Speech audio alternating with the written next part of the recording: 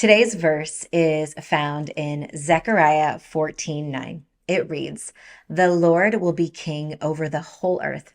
On that day there will be one Lord, and his name the only name." Now, the prophet Zechariah ministered during a time of restoration and uncertainty. The Jewish people had returned from Babylonian exile, and Jerusalem lay in ruins. The temple, the symbol of God's presence and kingship, was being rebuilt, but the nation remained vulnerable, without a king, and surrounded by very powerful empires. In the midst of this fragile hope, Zechariah gives a bold, sweeping vision of the future. The Lord will be king over all the earth. Notice the prophet claims God's good rule over the whole earth, not for one people group, but every soul, every nation will recognize God as sovereign.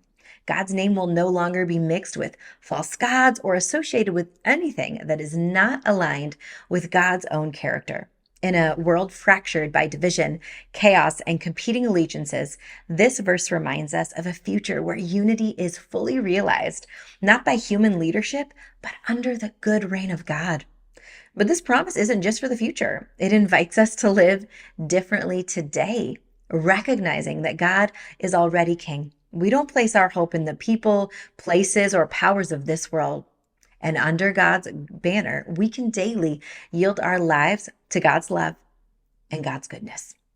God's reign begins in our hearts, minds, and actions before it's seen across the earth. So may our words, our work, and our worship reflect that the Lord is one and his name is above all names.